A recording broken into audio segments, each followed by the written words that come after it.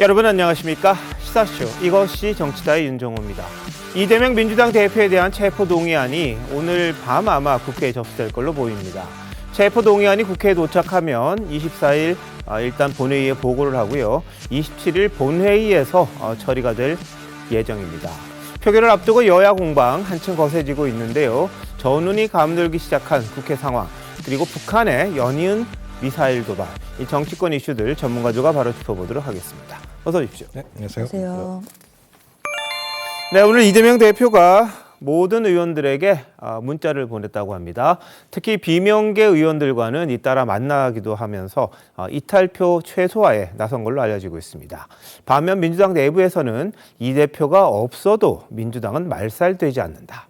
공개적으로 퇴진 목소리도 나오고 있는 상황입니다. 자, 관련 화면 보시겠습니다. 제가 왜 체포 대상이 되는지 저는 이해를 할 수가 없습니다.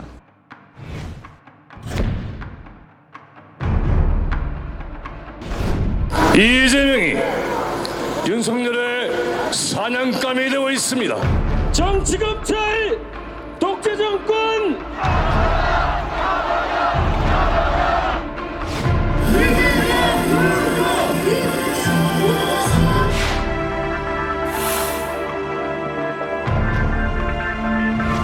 제1야당 대표도 죄를 지으면 감옥에 가야 하는 것 아닙니까? 왜 이재명은 감옥에 못 가겠다고 민주당과 국회를 볼모로 인질극을 벌이고 있습니까? 민주당은 정신 차리셔야 합니다. 불체포 특권은 바로 이런 뜻을 하고 있는 겁니다. 윤석열 검찰 같은 극악무도한 검찰에 맞서라고 있는 겁니다.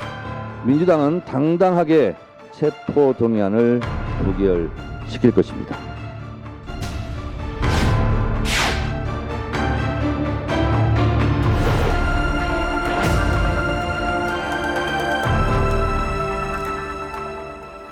네, 민주당 김의겸 대변인, 이럴 때 불체포 특권 이용하라고 하는 거다. 정청래 의원 당당하게 체포 동의안을 부결시키겠다, 이런 입장을 밝혔는데요.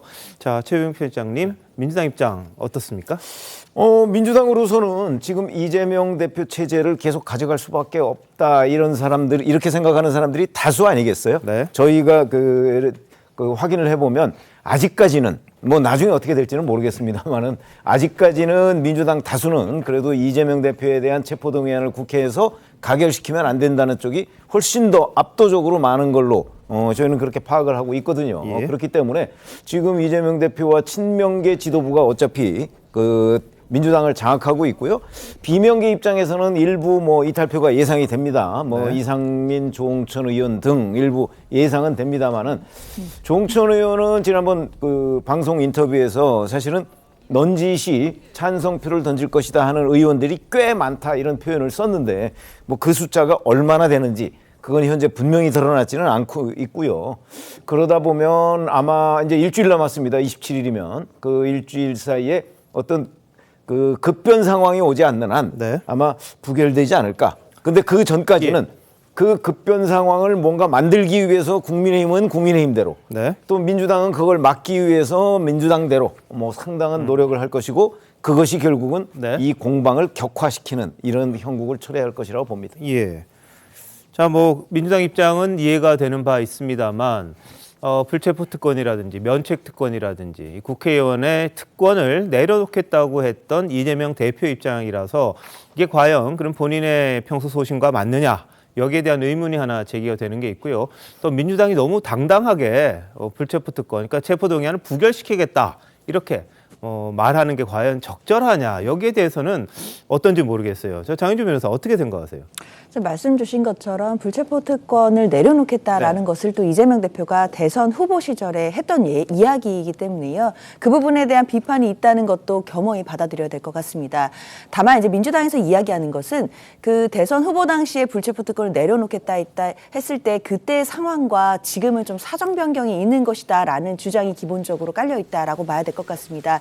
당시에는 국회의원들이 불체포 특권을 특권으로서 누리는 것 자체에 대해서 국민들이 회의적으로 보시니까 그런 부분들, 특히 기득권 세력들이 특권을 내려놔야 된다라는 부분에서 좀 이야기가 나왔다라고 한다면 지금 현재 상황은 결국 이 검찰이 야당 대표에 대해서 정적 제거 수단으로서 어떤 정치 검찰의 행태로 지금 수사를 하고 있는 것이기 때문에, 그리고 현재 이 우리 정권의 검찰이 수사를 봤을 때 야당에 대한 수사가 더 많이 치중이 돼 있다는 점, 즉 불공정한 수사가 분명히 있다라는 측면에서 봤을 때 이 부분은 불체포 특권을 행사할 수밖에 없는 상황이다라는 판단이 깔려 있다고 봐야 될 것 같고요. 예. 그럼에도 국민들 보시기에 왜 이재명 대표가 국회의원으로서 특권을 누리느냐에 대한 눈총이 따가울 수 있는 부분은 충분히 겸허히 받아들여야 될 것 같고, 그 부분에 대해 국민들을 어떻게 설득할 수 있을지에 대한 신중한 고민들이 필요해 보입니다.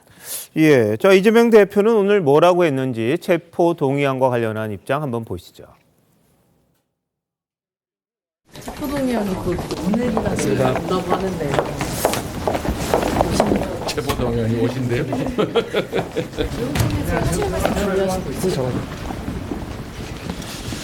자, 내일 의원총회를 여러분이 직접 보시죠. 김용계 의원님들이랑 계속 고맙습니다. 접촉하고 계신데 오늘도 뭐 이번 주도 계속 수고하셨습니다. 여기까지 하시죠. 예, 내일 의원총회 직접 보셔라 이렇게 이야기를 이재명 대표는 했습니다. 자, 정홍기 의원님 어떻게 보십니까? 우선 그 불체포 특권에 대해서 좀 한 말씀 드려야 되겠는데요. 지금 그 민주주의 정치 체제를 가지고 있는 많은 나라들이 이 면책 특권까지, 불체포 특권은 말할 것도 없고 없애는 추세라는 점을 분명히 말씀드리고요. 불체포 특권이 마치도 그 정가의 보도처럼 그렇게들 인식하는데, 이게 영국의 무슨 권리장전, 명예혁명, 그때가 아마 17세기였을 거예요. 그런데 지금 완전히 지금 모든 민주주의가 정착돼가는 과정에서 이것을 이렇게 당당하게 받아들이는 민주당의 태도에 대해서 유권자들이 어떻게 생각할지 다시 한번 볼 일이고요. 제가 볼 때는 이 체포 동의안이 부결된다 해갖고 놀랄 사람도 없을 것 같습니다. 지금 분위기로 봐서는. 네네. 단지 이제 반란표가 몇 표가 나오느냐에 따라서 다양한 해석들이 또 나올 것 같고요. 정말 이 판에서 뉴스가 되려면 이재명 대표가 자기 발로 영장 실질 심사를 하겠다 했을 때 이게 뉴스가 돼요. 거기다 더 빅뉴스가 되려면 그랬는데 결국은 영장이 발부되지 않았다, 내지는 영장이 발부됐다 하면 그게 뉴스가 되는 거고요. 두 번째 뉴스가 될 수 있는 소지는 민주당 내에 28명이 체포동의안에 찬성을 하는 경우인데, 제가 볼 때는 가장 가능성이 높은 시나리오는 결국은 이런 식으로 불체포 특권을 또 한 번 보여줌으로써 결국 정치인들은 어쩔 수 없다라는 그러한 그 뭐랄까요, 냉소를 또 한 번 상기시키는 그 시나리오가 가장 지금 현실적인 시나리오로 지금 자리매김되고 있는 것 같습니다. 네. 아까 최명 편집장님 말씀하셨습니다만 이상민, 조홍천 이런 분들 불체포 특권 내려놔야 된다고 이야기는 합니다만 다만 이 국회를 넘어왔을 때는 본인도 반대할 의사가 있다 이런 식으로 말을 했기 때문에 크게 반란표가 있을까 싶긴 합니다. 김종욱 교수님 보실 때 결과 거의 정해져 있다고 봐야 되나요? 예, 저는 변동은 없을 것 같고요. 기억나는 게 이제 양치기 소년이 있지 않습니까? 늑대가 나타났다, 늑대가 나타났다. 노웅래 의원 체포 동의안, 늑대가 나타날 거다. 안 나타났죠. 이상민 행안부 장관, 늑대가 나타날 거다. 안 나타났죠. 근데 이제 이번도 마찬가지인데, 이제 이번에도 만약에 늑대가 나타나게 되면 양치기 소년이 당할 수밖에 없는 상황이 되는 건데요. 핵심적으로는 전 이 문제는 구속의 사유 문제에 대해서 민주당에서 동의하지 못하는 측면들이 꽤 많이 있어요. 이유가 뭐냐면 이재명 당대표가 돈을 받았을 거다. 저수지가 만들어져 있을 거다. 근데 그 저수지를 누가 만들었느냐? 김용, 정진상 두 사람이 만들었을 거다. 이 부분에 대한 내용이 들어가 있지 않아요. 구속영장에 실제적으로.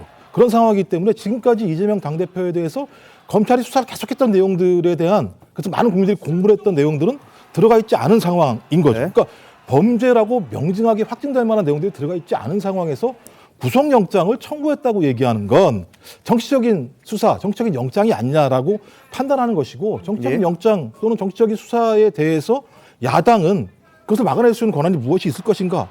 불체포 특권밖에 없는 상황이라는 측면들이 분명히 있는 거죠. 거기에 대한 공감대가 분명히 저는 있다는 생각이 드는 것이고, 그 공감대들을 지금 집행하는 과정에 있기 때문에 저는 이 문제와 관련해서 계속 예를 들어 왜 불체포 특권만 얘기할 게 아니고요.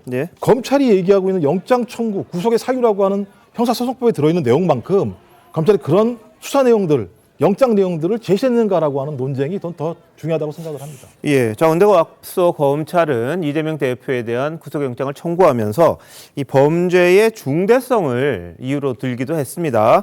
뭐 배임죄 같은 경우에 법정형이 무기 또는 뭐 5년 이상, 뭐 양형 기준 따지면 5년에서 8년이라 그러고요.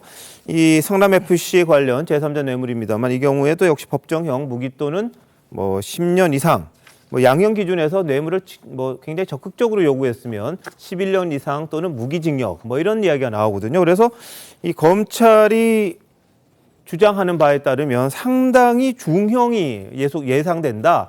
그래서 구속 청구의 한 사유가 된다 이렇게 이야기를 했거든요. 김병민 위원장 어떻게 보세요? 그러니까 제1야당 대표이기 때문이 아니라 누구든지 간에 이같이 중대한 혐의를 받고 있는 상황이라면 구속영장을 청구하지 않을 재간이 없다. 검찰은 이렇게 판단할 수밖에 없는 것 아니겠습니까? 더군다나 이 국회가 갖고 있는 불체포 특권입니다. 그러니까 이 특권이 아닌 상태라면 이재명 대표가 주장하는 것처럼 검찰의 구속영장 청구가 터무니없이 야당 대표에 대한 정치 탄압이라면 법원에서 무리한 검찰의 청구에 대해서 충분히 기각함으로 인한 본인의 무혐의에 대해서 무죄에 대한 입증을 할 수 있을 텐데 왜 그토록 국회에 있는 의원들과 함께 방탄에 나설 것인지에 대한 설명이 잘 안 됩니다. 과거에 있었던 사례들을 조금만 더 짚어보게 되면 권성동 의원 같은 경우가 강원랜드 때문에 굉장히 큰 어려움을 겪었을 때 네. 본인이 쓸 수 있는 불체포 특권을 스스로 내려놓게 되고 영장 실질 심사를 받았거든요. 예. 그로 인해서 결국은 영장 실질 심사가 기각됐고 거기에 대한 판단을 통해 최종적인 법원에서 그 결과들이 입증해낼 수가 있었던 겁니다. 네. 이재명 대표도 본인 스스로가 과거에 해왔던 얘기들과 지금의 말이 사뭇 다른데 이 정도 상황이 되게 된다면 지난날 무리하게 인천의 보궐선거 본인과 아무런 연고도 없었던 인천 보궐선거에 나서면서 국회의원이 됐던 이유가 이런 상황들을 미리 예단하고 결과적으로 본인을 범죄 혐의로부터 막아세우기 위한 것이 아니냐라고 하는 의혹 한복판에 계속 설 수밖에 없다고 생각을 합니다. 예. 자, 법적으로만 따지면 무기징역도 가능하다 이런 보도도 있더라고요. 자, 정희 변호사 가능한 이야기입니까? 일단 뇌물죄 법정형 자체가 무기 또는 징역 10년 이상인 것은 맞습니다. 그렇지만 이것은 진짜 말 그대로 법정형인 것이고요. 재판을 통해서 검사가 이제 구형을 하고 그리고 이제 판사는 양형 기준에 따라 이제 선고를 내리게 됩니다. 다만 이번 구속영장 청구서가 좀 이례적인 부분 같은 경우에는 그 법정형만을 적시한 것이 아니라 양형 기준을 들먹이면서 양형 기준상 뭐 10년 이상의 형에도 처해질 수 있고 뭐 이런 이야기들이 구체적으로 들어가 있습니다. 물론 검사가 구속영장을 청구하면서 이 범죄 혐의가 얼마나 중대한가 이런 부분을 강조할 수 있는 거 분명히 그런 측면도 분명히 있습니다. 근데 그것을 넘어서서 이것을 유죄라고 전제했을 때 결국 법원에서 뭐 징역 7년에서 11년 사이까지도 선고할 수 있다라는 부분을 직접적으로 적시하는 부분은 사실 과연 적절한가에 대해서는 좀 한번 따져봐야 될 문제인 것 같고요. 중한 범죄이기 때문에 범죄가 중대해서 결국 도주 우려나 증거 인멸 우려가 있기 때문에 구속 사유가 있다라는 부분을 구속영장 청구에 담는 것은 좋지만 그 표현 과정에서 좀 지나치게 이재명 대표를 좀 범죄화하려고 하는 그런 부분들이 있는 거 아니냐라는 지적을 피하기는 어려울 것 같습니다. 네, 알겠습니다. 자, 그런데 이재명 대표가 예전에 했던 말들이 이번에는 이 대표를 뭐 발목 잡는다 이런 말들이 좀 나옵니다. 특히 불체포 특권과 관련해서는요. 지난해 했던 말이 바로 이 발목을 잡습니다. 보시죠. 제가 인생을 살면서 부당한 일을 한 일이 없기 때문에 검찰, 경찰 수사 아무리 압박해도 전혀 걱정되지 않습니다. 자꾸 방탄하는데 여러분들은 물도 안 든 물총 두렵습니까? 불체포 특권 제한해야 된다. 100% 동의할 뿐만 아니라 제가 주장하던 것입니다. 10년 넘도록 먼지 털듯이 탈탈 털린 이재명 같은 깨끗한 정치인에게는 전혀 필요한 것이 아닙니다. 네. 본인에게는 뭐 전혀 필요한 게 아니다 이야기를 했는데 지금 뭐 국회로 체포동의안이 넘어오다 보니까 뭐 당장 본인에게 적용이 되는 상황입니다. 그런데 최근에 뭐라 그랬냐면 적법한 권한이면 모르겠는데 경찰복을 입고 강도 행각을 벌이면 판단은 다를 수 있다 이런 말을 했습니다. 우리 사회가 또 퇴행하고 있다 이런 말도 했는데 자, 최 편집장님 어떻게 보셨습니까? 지금 검찰이 이재명 대표에 대해서 벌이고 있는 수사가 불법인 부분이 있나요? 저는 지금 그 이재명 대표의 최근 그러니까 1월에 신년 기자들하고 만난 대화 이런 것들을 보면 결국 현재 윤석열 정부의 검찰이 불법적인 수사를 하고 있다는 얘기인데 저는 어느 언론 매체에서도 뭐 불법적인 수사를 하고 있다는 부분에 관해서는 읽어본 적이 없어요. 그러면 적어도 불법은 아닌 것 같고 저의 그 짧은 그 법조 지식으로 봐도 불법적인 수사는 아니에요. 다만 그 수사가 이재명 대표한테 불리하고 뭔가 편파적이다 이렇게 민주당이 주장은 할 수 있는데 법을 위반했다고 얘기할 거는 저는 없다고 봅니다. 자, 그렇다면 본인이 바로 작년에 얘기했듯이 저게 작년 그 6월 1일 보궐선거에 나왔을 때 얘기거든요. 그때 선거운동하고 돌아다니면서 불체포특권 그거 자기가 불필요하다 이렇게 얘기를 했으면 불필요하면 지금 나가서도 불체포특권을 포기할 수 있는 거 아닌가요? 그리고 설령 나가더라도 본인은 본인같이 깨끗한 정치인이라면 법원에서 영장을 발부할 리가 없죠. 좀 그런 점에서 본다면 지금 이재명 대표는 바로 작년 6월이면 뭐 지금 한 8개월 정도밖에 전 아닙니다. 그 정도의 본인이 했던 말을 다 뒤집어야 되고 대선 공약집에도 있고 본인이 대선 후보 시절에 여기저기 연설하면서도 줄곧 얘기했고 이런 것들을 지금 올해 1월부터 이제 본인에 대한 구속영장 청구가 가시화되니까 다 뒤집고 있거든요. 민망하죠. 좀 그런 부분에 관해서 지금 이제 유권자들한테 뭐 민주당 세상에 유권자에는 민주당 지지자만 있는 거 아닙니다. 뭐 국민의힘 지지자도 있고 중도층도 있기 때문에 그 유권자들한테 납득할 수 있도록 설명하기 전에는 아마 저런 과거의 이재명이 현재의 이재명을 옥죄는 상황 이 부분에 관해서 본인이 좀 그 뭔가 좀 난감한 상황에 처한 거 아닌가. 제가 봐도 뭐 약간 감정이입을 해서 보면 민망할 것 같아요. 알겠습니다.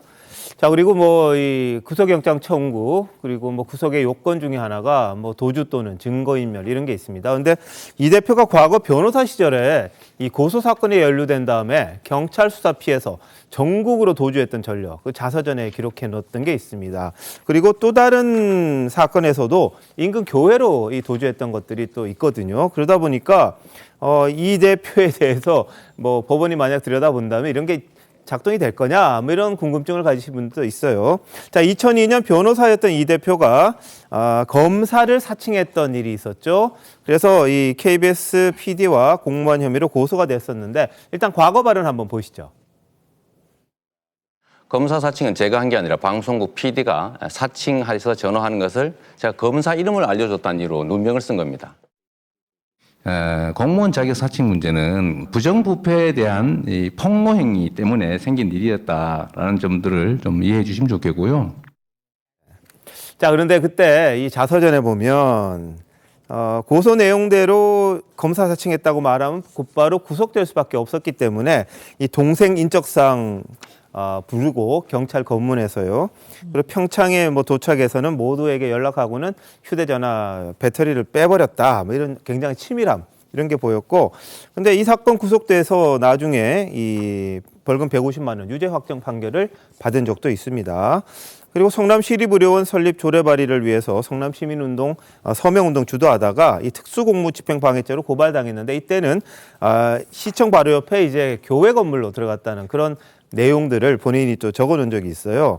자, 김형민 위원장, 이건 어떻게 봐야 될까요? 그 증거인멸 및 도주의 우려가 있을 때 구속영장이 청구된다는 것은 이제 대한민국 국민이라면 누구나 다 알 수밖에 없는 내용인데 과거에 있었던 본인의 글을 보게 되니까 제1야당의 대표 이전에 이재명 대표가 얼마든지 이런 일들을 반복하는 것 아니야? 라고 의심할 만한 법한 정황들이 있는 것 아니겠습니까?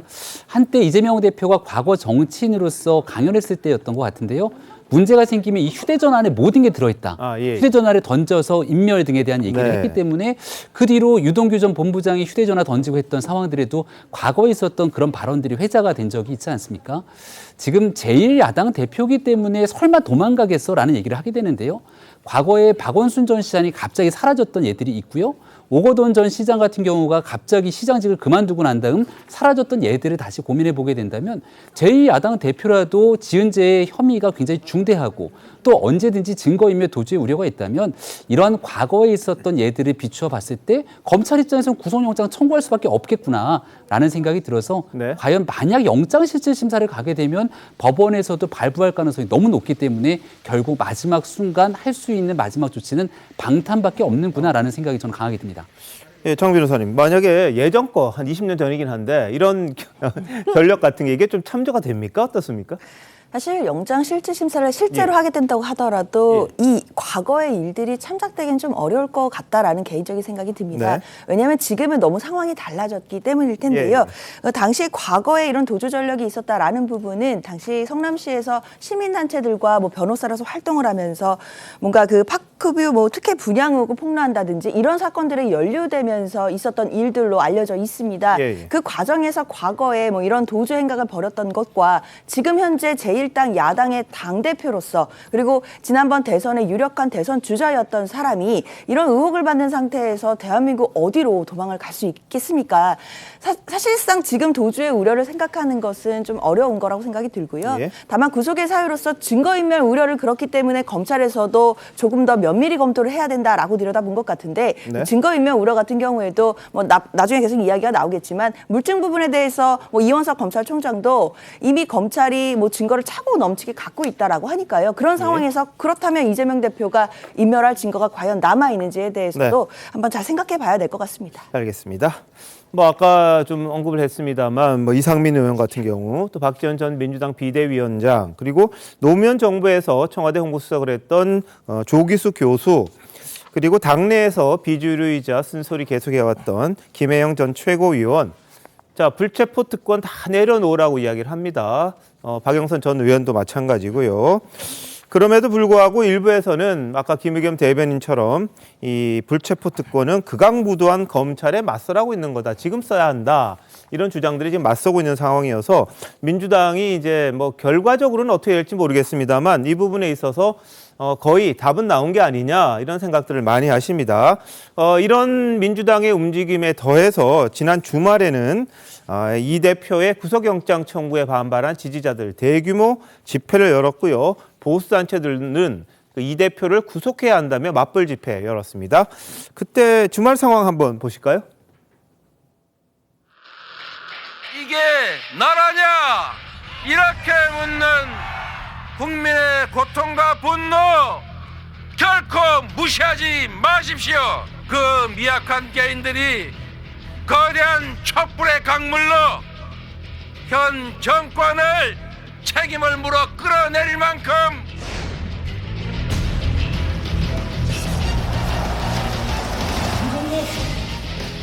언제 터리 수사를 했는데 제대로 밝혀낸 것이 하나라도 있습니까?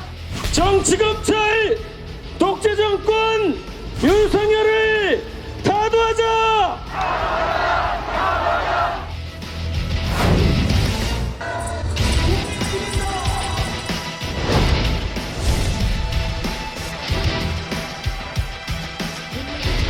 검찰 독재 윤석열은 폐진하라! 막가파 검찰 공화국 막아내자!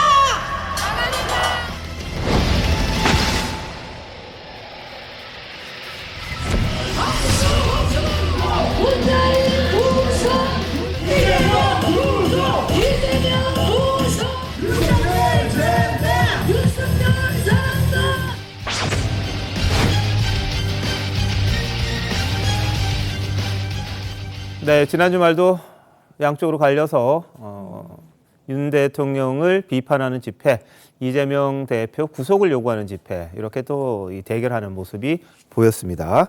자, 그런데 아까 보셨습니다만 지난번에 윤석열 대통령, 김건희 여사, 한동훈 장관 인형 만들어 놓고 이제 활 쏘는 그런 거 있었잖아요. 이번에는 샌드백, 풍선 샌드백을 설치해서 참여를 원하는 시민들이 뭐 샌드백을 두들길 수 있게 이렇게 또 만들어 놨다고 하는데요. 자, 지난 주말에 이 활 쏘는 행사, 여기와 관련된 이야기 먼저 한번 보시죠.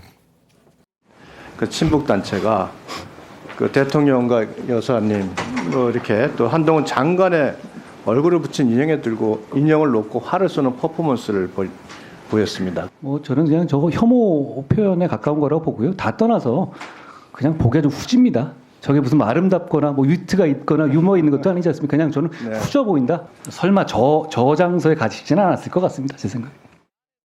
아동들이 대통령 내외의 얼굴이 프린트된 샌드백을 뽕망치로 때리고 부적을 붙이는 저주와 증오의 프로그램을 정치 풍자라고 말할 수 있겠습니까? 저주와 증오의 지폐를 더욱 부추기는 것이 민주당의 공식적 입장입니까? 네, 지난번에도 저희들이 한번 말을 했었죠. 뭐 진영을 떠나서 좀 무리한 거, 좀 과도한 거 좀 안 했으면 좋겠다. 특히 또 아이들까지 가세하는 건 좀 바람직하지 않은 게 아니냐 이런 이야기를 했습니다만 지난 주말에는 또 다른 형태의 샌드백이 나왔습니다. 자, 김 교수님 어떻게 보셨습니까? 뭐 말씀하신 것처럼 국민들이 느끼는 상식적인 기준이 있는 것이고요. 나름대로 규범이 분명히 존재하는 거죠. 그 규범을 넘어섰을 때 본인들이 아무리 옳은 행동이라고 얘기하더라도 전체 국민들한테 보여지는 모습은 과하다라고 하는 판단이 들 수밖에 없고, 저도 바로 지난 시간에 그 저 내용을 가지고 화살 내용 가지고 분명히 얘기했던 측면이 있는 것 같습니다. 좀 그런 측면에서 윤 대통령 부부를 샌드백으로 때리는 것도 마찬가지로 저는 좀 과하다는 생각이 들긴 하는데, 그러니까 저기만 과하냐, 제가 예를 들면 제가 형평성을 말씀을 드리는 거예요. 저는 오히려 예를 들면 정진석 비대위원장이 말씀하신 거 있지 않습니까? 공식적으로 말씀하시는 거예요. 이재명 정치야말로 범죄 독재 정치. 이재명 의원이 마땅한 죗값을 치르도록 하라. 이게 말씀이 되는 얘기입니까? 우리나라 헌법에 무죄추정의 원칙이 있습니다. 아무것도 확정되지 않았는데 공당의 비대위원장이 이런 얘기를 공개적으로 하고 있고, 국민의힘 국회의원들, 대변인들 이거 계속 얘기하고 있습니다. 이재명 당대표가 범죄자래요. 거기다가 극우 유튜버들 통일하게 매일 이 내용들을 갖다가 공개적으로 방송을 하고 있는 상황입니다. 네. 저는 이 두 가지 모두가 매우 문제가 있다. 예. 또 하나는 계속 지금 예를 들면 불체포 특검만 말씀하시는데, 아니, 우리나라의 무죄추정의 원칙과 부적수사의 원칙이 분명히 있잖아요. 왜 이렇게 하지 않고 있는 검찰에 대한 문제 제기, 또 그다음에 계속 몇몇 특정 의원들이 이재명 당대표에게 불리한 발언을 하는 것들은 언론에 많이 노출됩니다만 다수의 의원들 같은 게 그런 얘기 안 한단 말이에요. 그러니까 이렇게 불균형적인 얘기를 하다 보니까 네. 오히려 국민들이 둘로 확 갈라지는 측면들이 분명히 있는 거죠. 저는 그래서 비판도 균형 있게 해야 된다는 생각이 들고, 말씀하신 것처럼 화살이든 샌드백이든 보편적인 국민이 봤을 때 소위 도덕 규범에 어긋나거나 눈살을 찌푸리게 하는 행동은 하지 않았으면 좋겠다 이런 생각이 듭니다. 그 정진석 비대위원장 뭐 죗값을 치르라 지금 말씀하시는 걸 들어보니까는 좀 과하다 싶은 측면도 있는데요. 글쎄요, 과거에 그 박근혜 전 대통령 탄핵하고 구속되는 과정에서 그 당시 이재명 시장의 그러한 그 어록만 보더라도 참 얼마나 극단적인 말이 나왔는지를 또 반추해 보면은 이런 거는 서로 간에 250보, 500보 아닌가 이런 생각이 듭니다. 그게 바람직하다는 뜻은 아니고요. 그다음에 물론 무죄 추정의 원칙이 있고 불구속 수사의 원칙이 있지만은 법 앞에서 평등한 것이고, 과연 이러한 정치인이고 정당의 대표라는 이유로 이런 그 불체포 특권이 이렇게 남용되는 것이 맞느냐?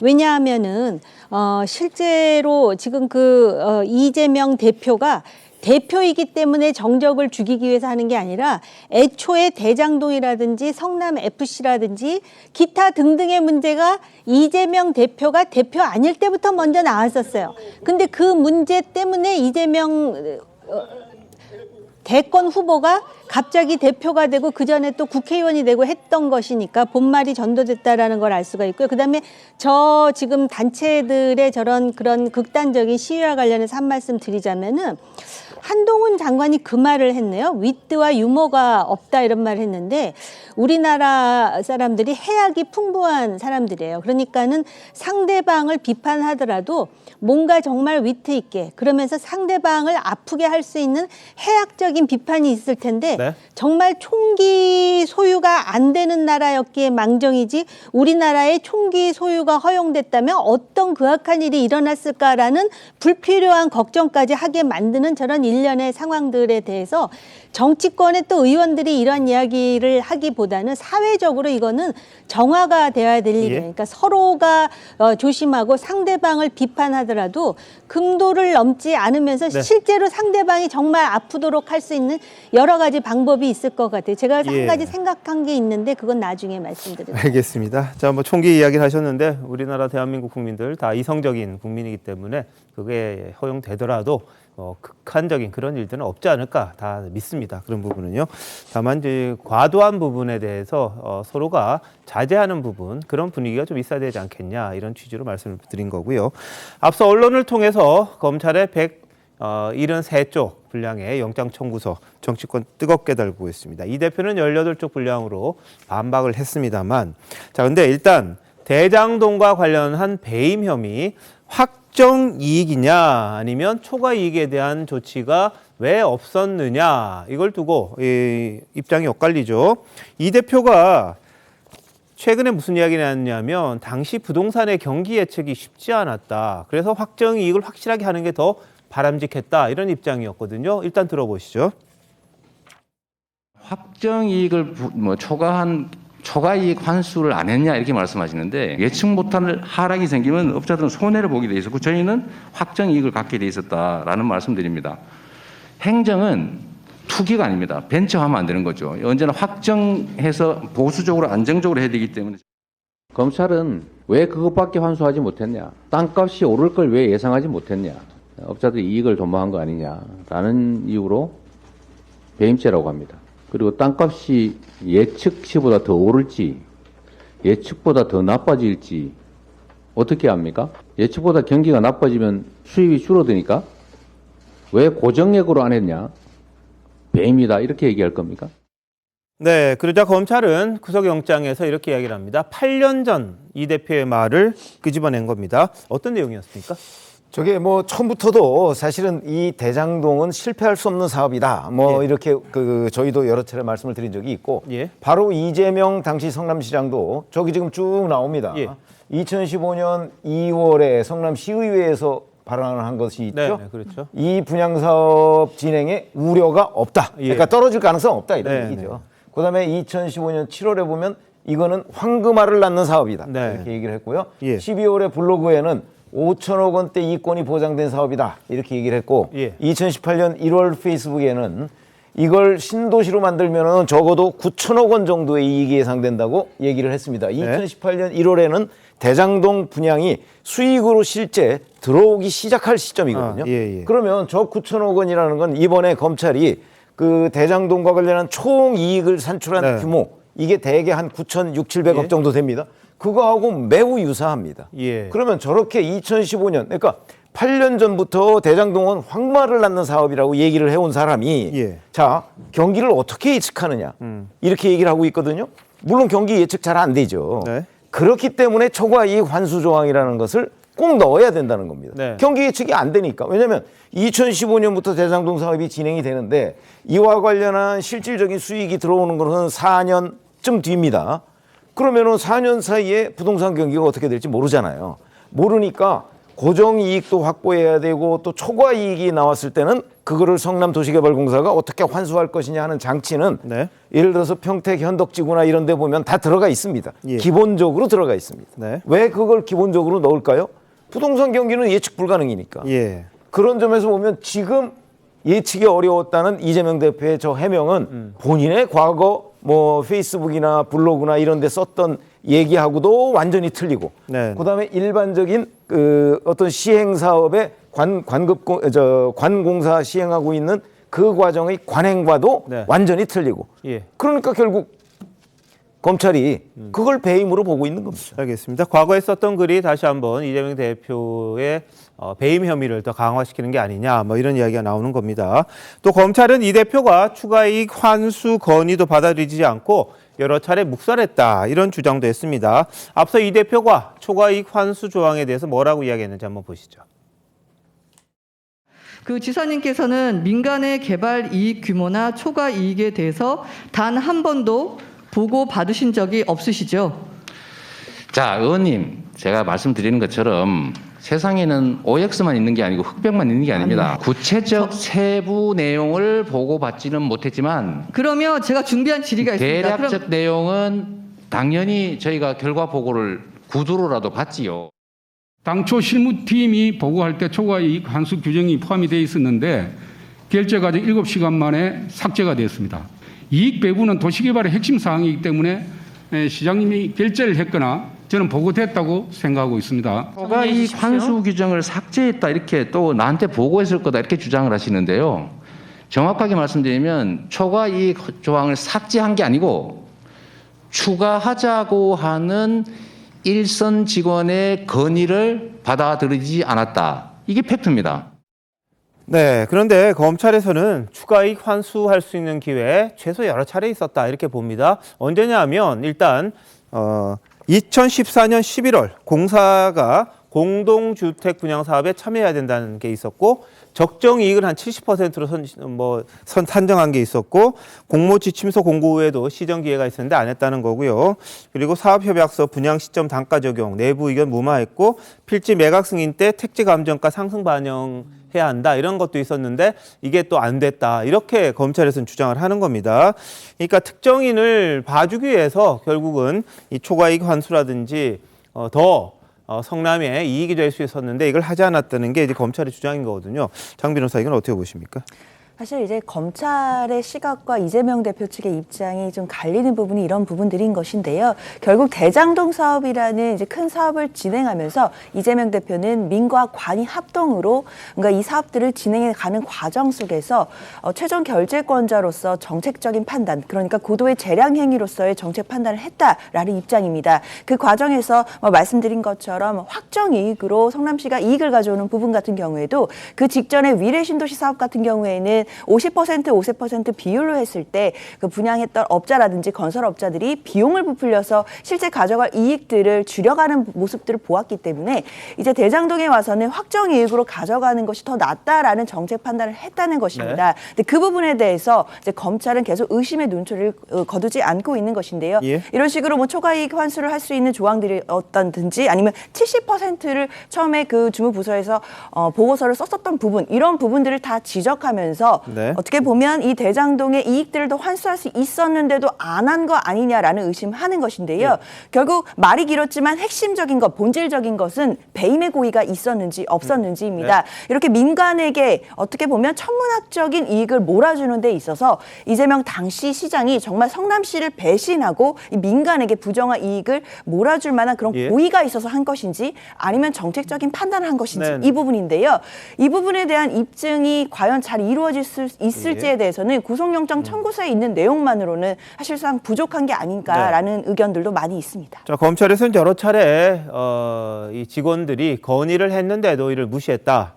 이게 여러 개가 이렇게 겹치다 보면 알고서도 안 한 것 아니냐 이런 취지로 이제 주장을 하는 겁니다. 특히 하나가 성남도공 개발사업 1팀이 작성한 대장동 사업 공모지침 검토 의견서였다고 합니다.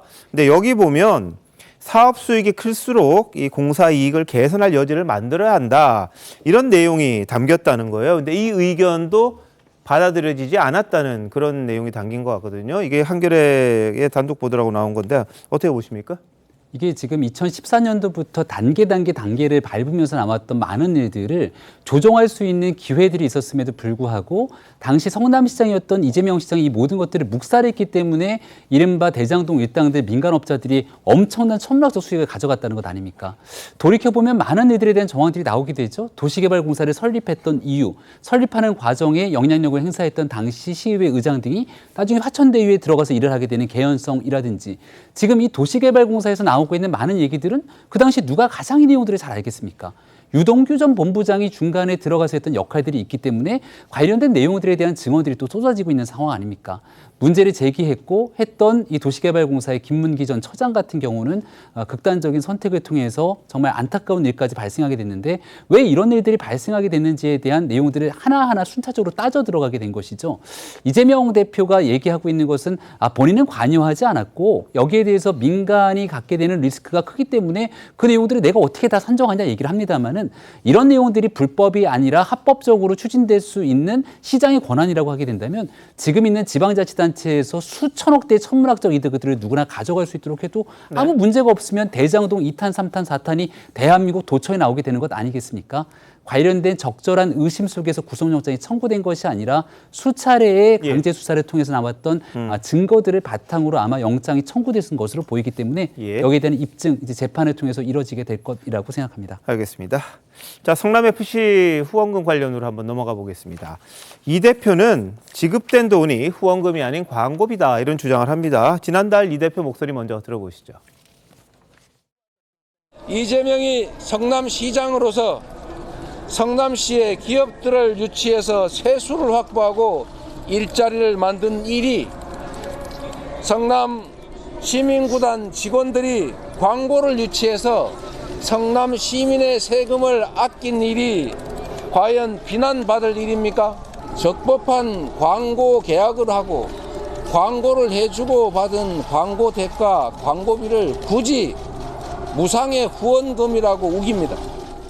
예, 뭐 직원들이 광고를 따왔다면은 모르겠는데 대가가 거기에 수반됐다면 그건 문제겠죠. 근데 검찰에서는 관내 기업들의 청탁을 들어주고 성남FC에 내야 할 금액까지 하나하나 지정해줬다 이런 주장을 합니다. 특히 네이버 같은 경우에는 그동안 성남시에 기여한 게 없지 않느냐 이런 말까지 했다 그러고 부지 매각 조건으로 한 50억 원 요구했다 이런 역제안을 했다는 게 영장 청구서에 들어 있습니다. 그리고 이 후원금에 대해서 이 민원이행 확약 문서 달라 그랬는데 이게 나가면 불법이라는 걸 알기 때문에 이거 대신에 곤란하다, 거부했다, 문서로는 안 남겼다 뭐 이런 주장도 좀 나온 것 같아요.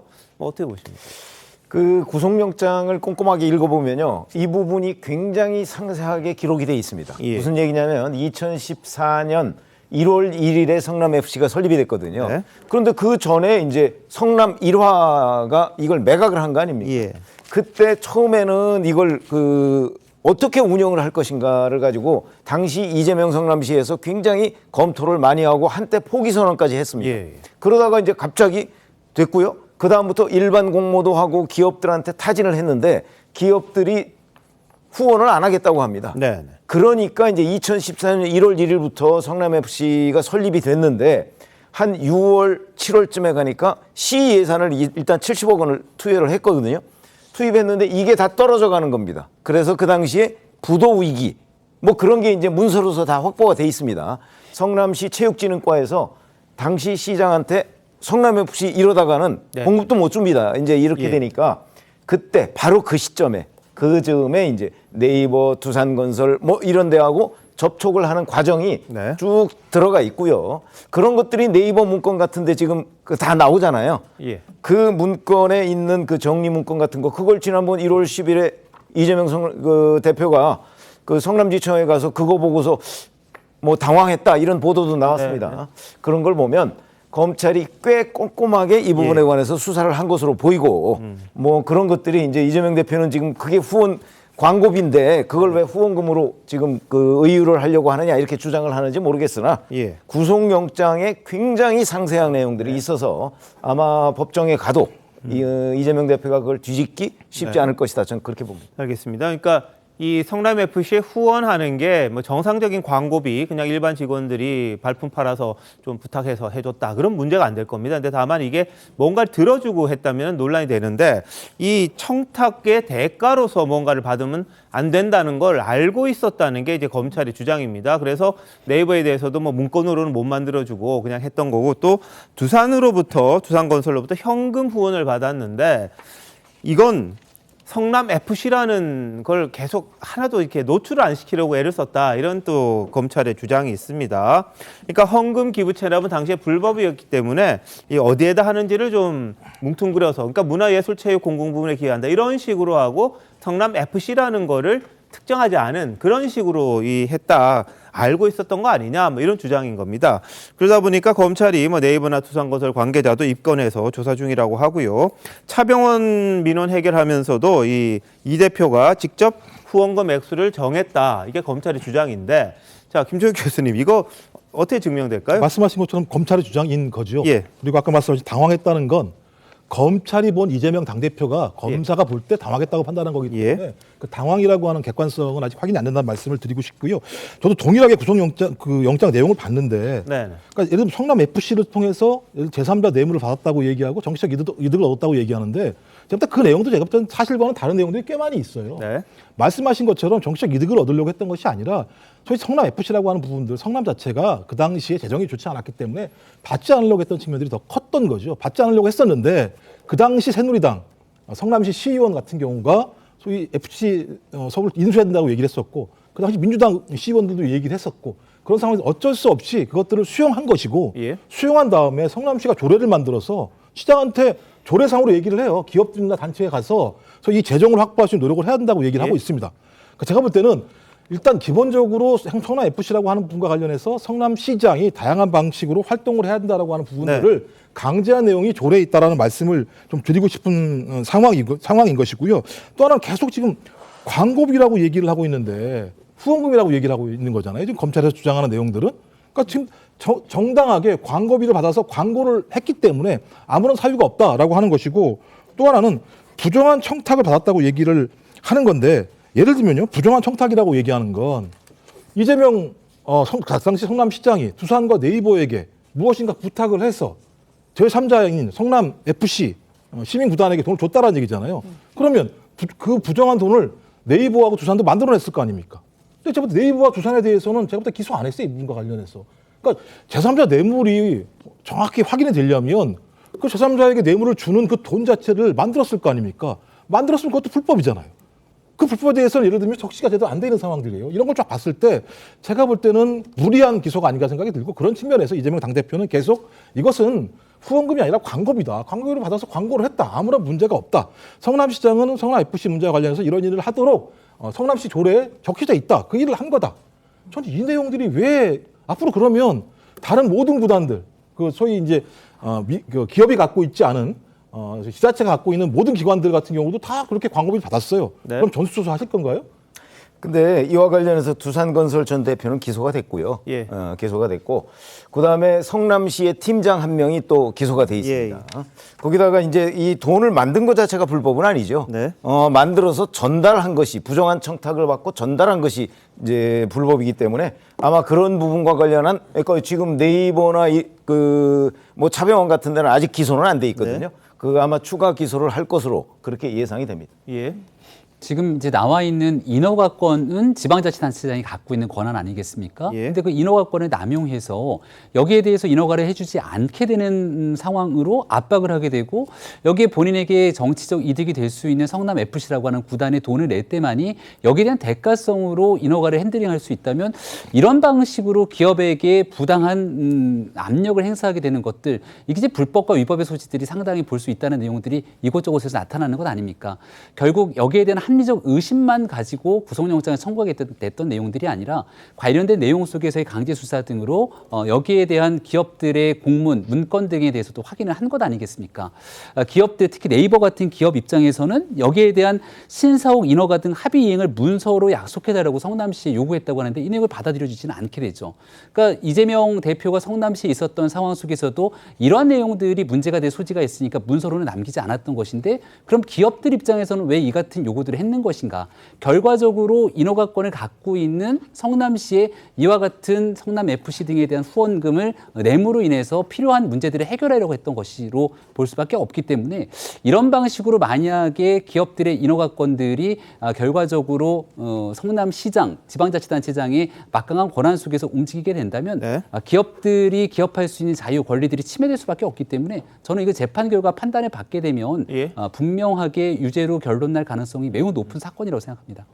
그나마 돈이 있는 이런 기업들은 소위 그 인허가 민원을 넣을 때 뭔가 기여할 수 있기 때문에 자신들의 요구가 관철될 수 있지만은, 실제로 그러면은 모든 지방 행정을 이렇게 한다면은 어려운 처지에 있는 사람들의 민원에 대해서는 어떻게 했는가? 물론 이제 이 내용 속에 이 비유가 적절한지는 모르겠지만은 대장동도 그렇고 또 앞으로 나올 백현동 문제도 그렇고 서민들을 위한 임대 아파트를 짓기로 해놓고선, 특히 백현동 경우에는 임대 아파트 뭐 100% 이렇게 하다가 나중에 이것을 10%로 줄이고 전부 민간 분양을 하기도 하고 그러지 않습니까? 그럴 뿐만 아니라 이재명 당시 시장이 율사였기 때문에 이게 불법이라는 거를 너무나 잘 알았어요. 그래서 후원금을 받고 광고하는 시스템이라는 그러한 어떤 외연을 갖추기 위해서 네이버 같은 경우는 아예 후원 사실을 숨기고 제3의 시민단체, 그 재윤경 전 민주당 의원이 상임이사로 있던 그 희망살림이라는, 이게 아마 저소득 적자들의 그 빚 탕감을 해주는 그런 기관으로 알고 있는데요. 그렇게 해서 그 희망 살림을 거쳐갖고 후원금을 받는 그런 식의 편법을 썼다는 자체가 이재명 시장이 이 자체가 후원 광고의 단순한 시스템으로 운영된 것이 아니라는 것을 스스로 알고 있었다라는 것이죠. 네. 그런 차원에서 바로 이 지방자치단체장이 가지고 있는 인허가 권한을 그것도 어떻게 보면 시민이 주는 건데 이거를 전부 민원 흥정을 해가지고 결국은 이게 자신의 정치적 이해를 충족하기 위해서 네. 이런 식으로 오남용된 것이 아니냐라는 것이 검찰의 입장입니다. 사실 이 네이버가 그 민원을 이행해주고 그 확약서를 네. 받는 그 문건을 요구를 했지만 성남시에서 요구하지 않았다 뭐 이런 부분을 검찰에서는 제3자 뇌물죄의 부정한 청탁과 대가성의 어떤 증자를 활용하려고 하는 것 같은데요. 이 부분을 뒤집어 생각해 보자면 왜 네이버가 후원금을 내고 민원 이행 약속이라고 하는 문서를 받으려고 했을까에 대한 것을 생각해 본다면 결국 네이버 입장에서는 후원금을 냈는데도 그 민원을 들어주지 않는 것을 우려했다. 결국 성남시가 먹튀를 하면 어떡할 것인가 라는 우려 때문이었다라는 것이 보도에 나오고 있거든요. 그럼 그걸 뒤집어 생각해 본다면 이 사건의 본질적으로 봤을 때 네이버가 성남FC에 후원금을 낸다고 하더라도 이 부정한 청탁, 그러니까 민원을 들어주는 것이 완벽하게 대가로 그 당시에 연결돼 있지 않았다는 것을 또 보여줄 수도 있는 반증이라도 할 수 있겠습니다. 네. 왜냐하면 그 당시에 부정한 청탁이 성남시와 네이버 사이에 있었고 그 부분이 대가성이 연결돼 있다는 것을 서로 간에 묵시적으로 알고 있었다라고 한다면 사실상 후원금을 받고 성남시가 민원을 들어주지 않을 것에 대해서 우려할 필요가 없었기 때문일 텐데요. 네. 그럼에도 이런 부분을 검찰의 시각에서는 제3자 뇌물죄 증자로 보고 있기 때문에 네. 앞으로 이 부분이 법적 쟁점으로 다퉈질 것으로 그렇게 판단이 됩니다. 알겠습니다. 자, 뭐 네이버도 그렇고 두산도 그렇고 차병원도 그렇고 지금 뭐 이 대표가 다 알고서 하나하나 지정을 했다 이런 게 검찰의 주장이고요. 이 대표는 시민들을 위해서 광고했는데 뭔 문제냐 이런 주장입니다. 다만 이게 이 광고의 형식을 빌어서 청탁을 들어준 거라면 문제가 될 거고 그 부분에 대한 판단은 또 나오지 않겠습니까? 아니 근데 그게 단순한 주장이 아니에요. 예. 검찰이 그냥 뭐 이런 거 저런 거 진짜 이재명 대표 말대로 예. 뭐 창작을 한 소설을 쓰고 이런 게 아니에요. 네네. 네이버, 차병원, 두산건설 다 조사를 했어요. 예. 조사를 하고 그 내부적으로 문건도 있어요. 특히 네이버 같은 문건만 나왔지만 다른 데에도 뭐 전 대표나 뭐 이런 사람들 다 조사를 했어요. 예. 조사해서 나온 그 결론을 가지고 지금 제3자 뇌물죄로 기소를 한 거지. 네. 예를 들어서 똑같은 일도 네이버가 그 문건을 요구했다. 그건 왜 그러냐면 네이버 내부 관계자들 증언에 따르면 성남시가 해주겠다고 얘기를 했는데 말로만 그리고 만약에 그 자기들이 후원금을 냈는데 성남시가 만약에 인허가를 안 해주면 어떻게 되느냐. 이런 걱정을 한 거예요. 그래서 네이버가 한때 그 구속영장에 보면 자 아예 이 거래를 없었던 일로 하려고 했어요. 네. 그랬더니 또 하나 이제 그렇게 되면 앞으로 이제 네이버가 신사옥도 지어야 되고 그러잖아요. 예. 그런 문제 때문에 걱정 끝에 네. 그 중간에서 정진상 당시 정책실장이 또 중재를 하는 과정도 나오거든요. 예. 그런 것들은 다 네이버 관계자로부터 저는 진술을 토대로 해서 예. 영장에 적시한 거라고 봅니다. 알겠습니다. 아까 이제 명확히 해야 될 건, 그러니까 인허가권과 관련해서 검찰은 남용했다는 거고 네. 성남시는 적법한 절차에 따라서 재량 행위로 일을 했다라는 내용들이 분명히 있는 거예요. 그러니까 다툼의 여지가 있는데 갑자기 발언을 하실 때 유죄의 가능성이 높다고 말씀하시는 건 제가 볼 때 문제가 있다는 생각이 드는 것이고 또 하나 말씀하신 것처럼 그렇죠.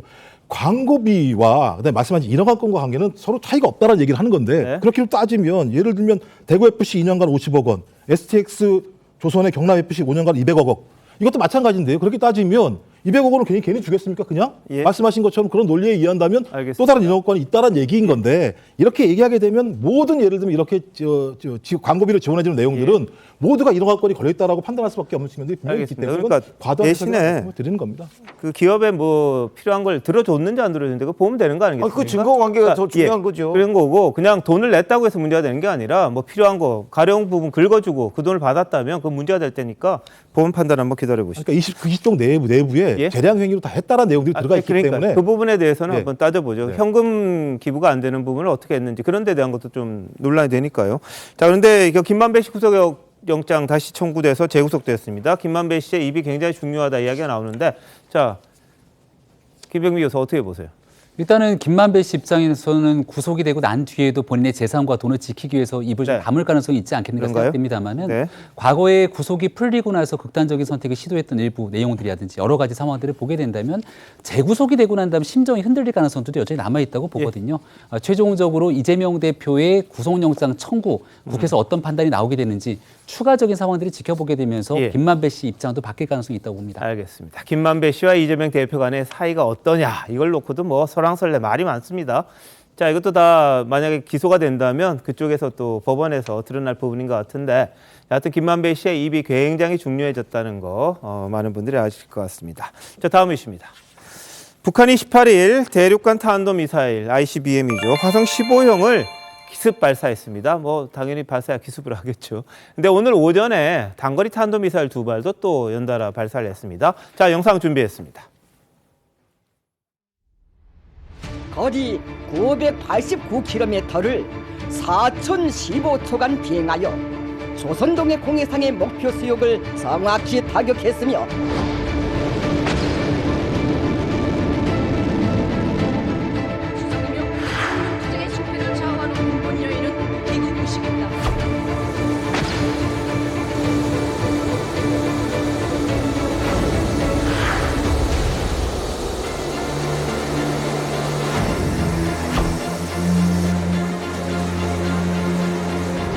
미국과 남조선 괴뢰들은 연합공중 훈련을 벌여놓고 군사적 긴장도를 높이고 있습니다. 20일 아침 600mm 방사포를 동원하여 동해상으로 2발의 방사포탄을 사격했습니다.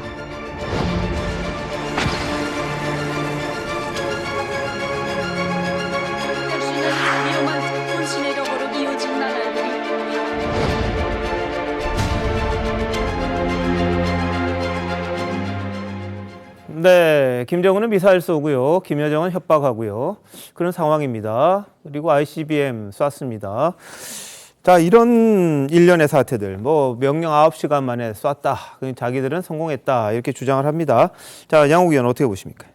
네, 뭐 지금 북한 입장에서는 자신의 능력을 지금 최대한 과시하기 위한 그런 접근을 하고 있다고 보여지고요. 특히 이제 ICBM 발사 같은 경우는 그렇습니다. 이게 화성 15 쐈다는 거는 여러 가지 의미가 있는데 일단 첫 번째 말씀드리면 화성 17 전혀 완성 안 됐다. 계속 또 앞으로 손을 봐야 된다. 그다음에 화성 15를 쏘면서 과정에서 이제 그거죠. 아침에 김정은이 명령을 내려서 불시에 사격을 했다. 근데 불시 사격을 하는데 9시간 22분이 걸렸다는 거죠. 그래서 이제 그걸 놓고 이제 국내에서 지적을 하니까 김여정이 천치 같은 것들아 하면서 이제 그게 불시 발사란 게 그런 걸 의미하는 게 아니라 이 소위 그 적들의 정찰기들이 보지 않는 시간을 우리가 노려서 쐈다. 이제 이런 식으로 얘기를 하고 있습니다만은 결국은 어쨌거나 우리는 있는 사실 그대로 판단을 하는 것이고요. 결국 북한은 자신들이 미국을 향해서 곧바로 ICBM을 쏠 능력이 있다라고 보여주고 싶은 것이지만 미국 입장에서는 어림도 없다라고 바라보는 것이죠. 한 가지 정확히 말씀드릴 것은요. 화성 15가 그나마 완성된 것이라고 얘기하지만은요. 저 미사일 자체가 ICBM으로서 검증된 것이냐? 전혀 아닙니다. 왜냐하면 그냥 높이 쐈다 내려왔을 뿐이고 정상 각도의 대기권 재진입. 그다음에 더 중요한 거는 미국을 공격하려면 다탄도 능력이 있어야 되는데 전혀 안 된다는 거죠. 한마디로 ICBM으로 치면은요. 60년대 초반 수준밖에 되지 않습니다. 자, 재진입하는 과정에서 불꽃이 나서 또 실패했다 이런 분석도 있는 것 같긴 합니다. 근데 오늘 어제 이루어진 한미연합훈련에 대응해서 또다시 단거리 탄도미사일 2발, 북한에서는 600mm 초대형 방사포라고 주장을 합니다만 이걸 잇따라 또 도발을 했습니다. 자, 이 고영한 의원님 어떻게 보십니까?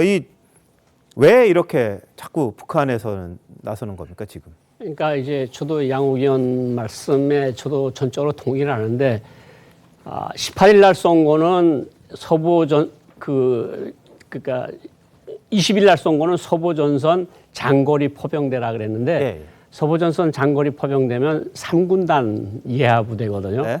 거기 이제 전술핵을 탑재할 수 있는 미사일 비행장을 몇 개를 없애고 그렇게 했는데 저거는 비교적 좀 성능이 좀 검증된 거로 보여요. 오늘 쏜 거는. 근데 18일 날 쏜 거는 저도 동감인데 떨어지는 불 모양이랑 여러 가지 찍힌 모습들을 보면 아직은 완성이 안 됐고 완성하는 길로 계속 나간다. 그리고 뭐 미사일 천국에 대해서도 제가 조금 이따 다시 기회가 있으면 말씀을 드리겠는데 아직은 시험 단계인데 어쨌든 북한은 그것을 완성하는 단계로 계속 가는데 왜 자꾸 저러냐? 그러면 뭐 22일부터 우리 확장 억제 운영 수단 연습을 한다고 그러고 그러니까 자기네는 가만히 있으면 또 바보 같아 보이니까 뭐 그 사람들이 자꾸 바보라는 말을 쓰니까 저도 바보라는 말을 쓰겠는데 뭐 그러니까 자기네는 자꾸 절대로 굽히지 않는다는 것을 자꾸 저렇게 강조를 하는데 저렇게 자꾸 쏴대다가 결국은 북한이 어디까지 갈 수 있을지 그것도 참 의문스럽습니다. 알겠습니다. 근데 오늘 SRBM, 그러니까 단거리 탄도미사일, 북한이 주장하는 초대형 방사포, 이 비행거리 계산하면요, 충북, 청주, 오산, 전북, 군산, 우리 비행장이 있는, 특히 청주에는 F-35A 기지가 있고요, 오산과 군산 다 이 미 공군 기지가 있습니다. 이 기지들을 타격 가상 목표로 세운 게 아니냐, 뭐 이런 해석이 있더라고요. 우리 최국 편집장, 뭐 저기 청주에서 근무 안 하셨어요? 청주에서 했었죠. 공군하셨죠. 예. 예. 근데 이제 그 뭐 여러 가지의 어떤 군사적인 대항 수단이 우리도 가지고 있습니다. 그게 뭐 저 북한에서 쏴서 뭐 직접 거기를 타격할 수 있는 그런 상황은 아니고요. 아, 그런가요? 다만 이제 이런 경우는 600mm 방사포라고 얘기를 하잖아요. 이제 탄도미사일 성격입니다. 그러니까 단순한 계산으로 따지면 군산까지 충분히 가죠. 그러나 비행장들은 또 비행장들의 입지 조건이 있습니다. 그래서 그렇게 간단하게 뭐 북한에서 그 쏴서 초토화시킬 수 있는 상황은 아니고 그런가요? 여하튼 우협은 되죠. 우리 입장에서 우협은 되기 때문에 저런 것들에 대한 대비는 충분히 해야 되겠지만 기본적으로는 뭐 지금 약간은 저 과장해서 큰 소리를 치는 개념이라고 보고요.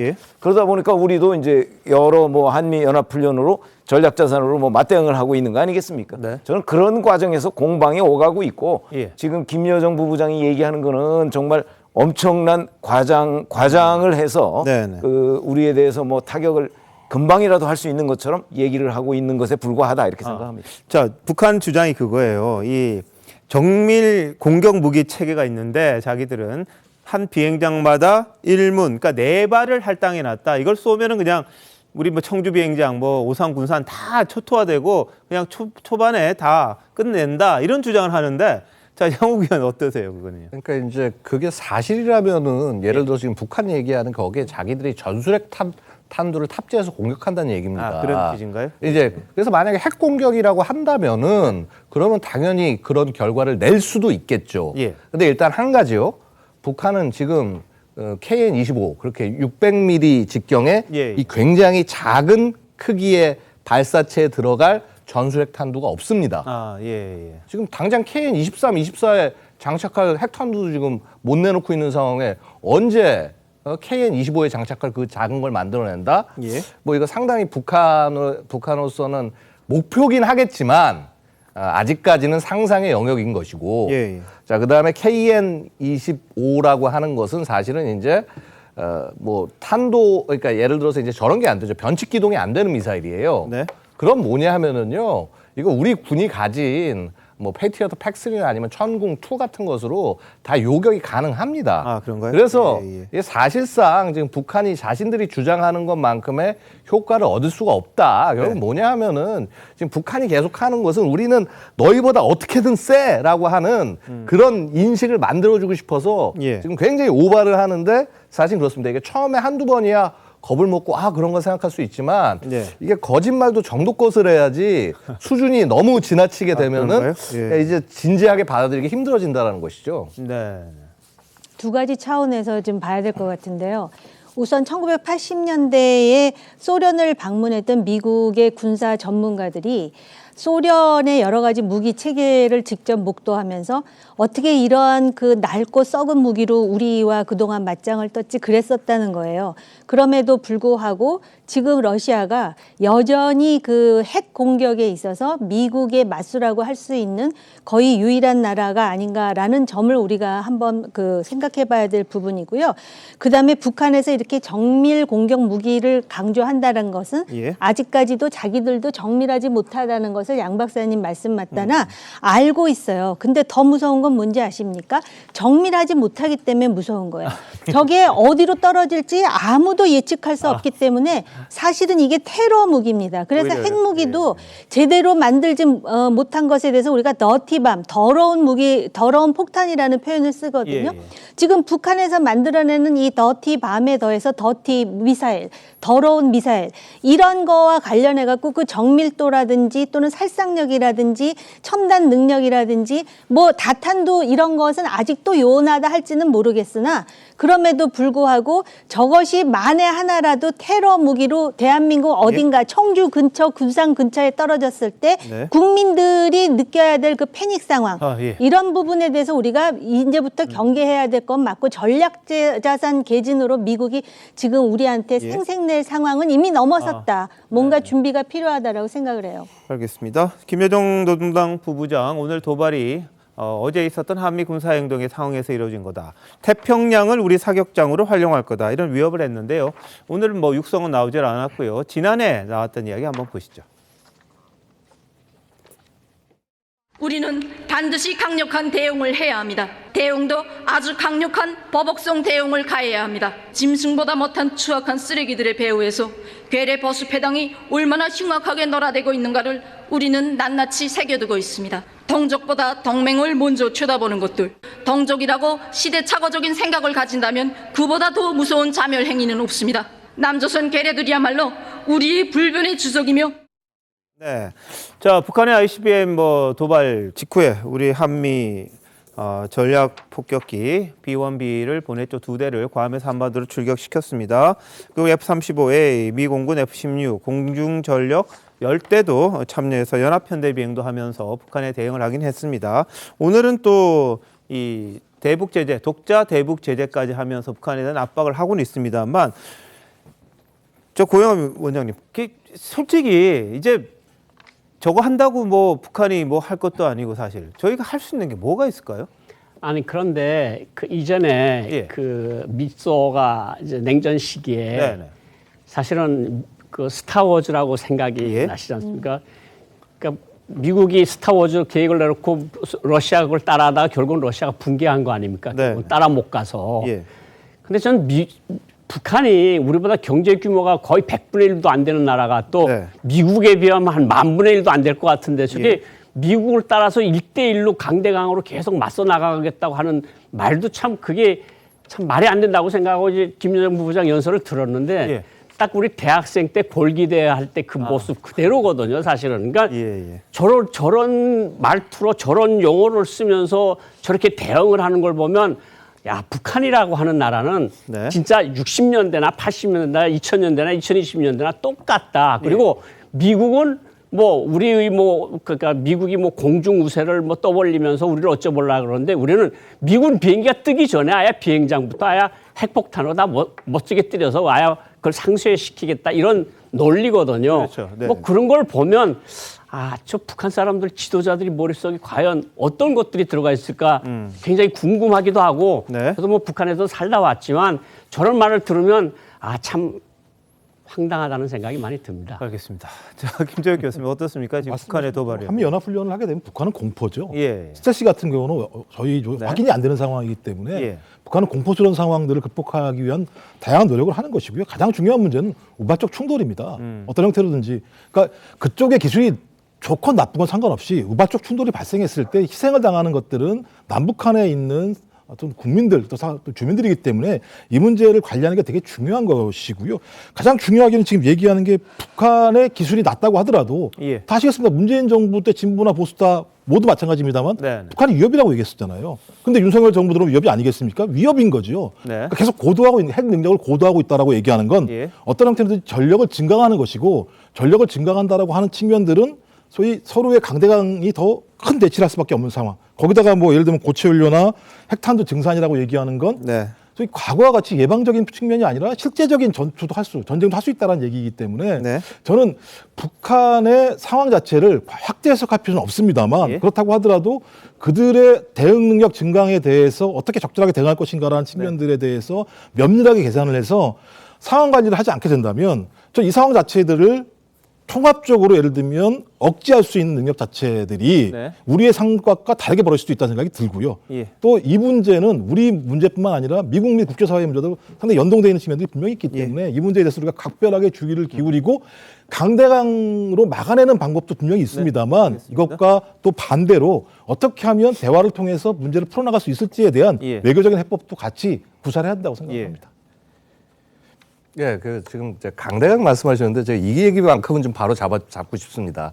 강대강이 아니에요. 대한민국이 뭐 세게 나가가지고 나오는 게 아니라 저쪽이 언제나 도발하고 저쪽이 하는 거고 강대강이라고 쟤들은 얘기하지만 우리가 그 얘기를 하는 거는 저쪽 논리에 따라가는 거라는 겁니다. 그래서 일단 말씀드리는 건 억제라고 하는 거는요. 기본적으로 우리의 능력이 확실히 있다는 것을 보여줘야 되는 것이고 그 바탕으로 해서 그 다음에 한풀 꺾였을 때 그 다음에 대화나 그런 부분으로 갈 수 있는 것이고 그래서 대화를 하지 말자는 것이 아니라 우리는 언제나 지금 열어놓고 있지 않습니까? 대화 언제나 가능하다. 그 얘기를 하는 것입니다. 그다음에 지금 이제 김여정 발언들 같은 것들을 보고 있으면은 한마디로 이게 나라 대 나라로 서로 대하는 것이 아니라 거의 뭐 좀 이거는 거의 그 최소한의 예의조차도 좀 잃어버린 어떤 그런 발언이라고 해서 제가 외신하고 제가 오늘 아침 인터뷰도 했습니다. 제가 이렇게 표현했습니다.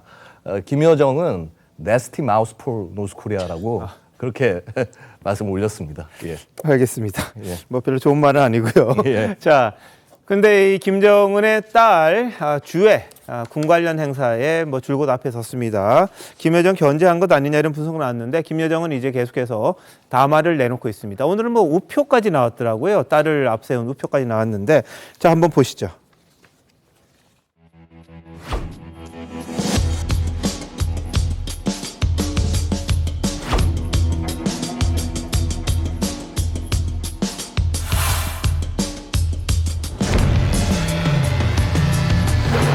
정치의 참가자들은 경애하는 김정은 동지와 사랑하는 자제분을 한자리에 모시고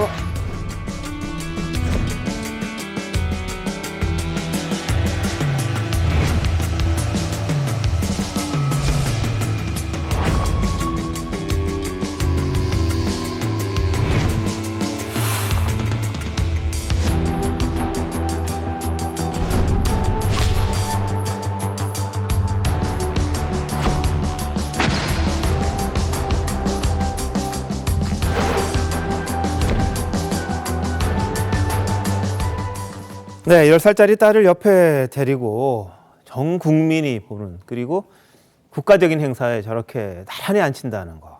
참 상상할 수 없는 일이긴 합니다. 4대 세습이다. 뭐 여기에 대해서 태용호 의원 같은 경우에는 북한의 성격상 아직 딸을 내세우지는 않을 거다. 이런 해석도 하고는 있더라고요. 고영호 원장님 생각은 어떠십니까? 그러니까 지난해 말부터 지금까지 6번이 나왔는데 네. 뭐 저 그림만 보면 완전 후계자입니다. 북한이 내놓은 그림만 보면 완전 후계자고 갖다 이름 붙인 것만 봐도 그렇고 뒤에 별들 잔뜩 세워놓고 앉아서 김정은과 같이 주석한테 가운데 이렇게 앉아 있는 걸 보면 그림만 보면 후계자거든요. 근데 북한이라고 하는 나라에서 과연 여성이 4대 지도자가 될까요? 왜냐하면 2대 지도자인 김정일 때 계속해서 여성 지도자를 비하하는 말들을 하도 많이 해놔서 저는 김정일 말이니까 그대로 여기서 방송에서 하면 뭐 암탉이 울면 나라가 망한. 뭐 이런 말들을 김정일이 계속 했기 때문에 북한 당정군 간부들 속에서 여성이 나라를 통치하는 거는 거의 불가능한 거로 알려져 있거든요. 근데 저기서는 뭐가 딱 좀 문제가 되는가 하면 딸을 데리고 나오면서 세계 이목이 북한에 쏠렸어요. 미사일만 쏘아서는 북한 또 쐈구나 이렇게 정도 됐는데 김주애가 나타나면서 온 세계 여론이 글로 집중되고 북한의 핵과 미사일 능력은 뒤로 가고 4대 세습의 모든 것이 쏠리는 그러니까 북한이 이런 선전 효과를 분명히 노린 것 같고요. 그리고 북한 내부에서도 초기에는 이거 신선하다. 이제까지 자제분을 본 적이 없는데 아직은 신선하고 부인의 공개에 의해서 아들, 딸까지 공개하는 거 보면 뭔가 정상적인 지도자 같다. 이랬다가 지금 한 달, 2달 지나면서는 이거 또 하냐? 그럼 4대까지 또 가는 거냐? 이렇게 비판적인 분위기로 바뀌고 있다는 거거든요. 그러니까 4대 세습에 대한 거는 확실히 보여줬고 이번에 여러 가지 그림을 보면 김여정은 약간 뒤로 밀려난 그래서 카페트 옆에 걷는 거는 이설주가 옆에 걸었고 예. 김여정은 저 구석에 있었거든요. 근데 또 이렇게 또 성명을 발표하면서 또 유치한 말로 한국을 그냥 뒤집다 욕을 했는데 이걸 보면 어쨌든 역할 분담은 좀 되는 것 같지만 어쨌든 김여정이 자녀들에 비해서 조금 밀려나는 것은 좀 사실인 것 같다 이런 생각이 듭니다. 알겠습니다. 자, 저는 북한의 모습을 보고 어떤 생각이 드시는지요? 잠시만요.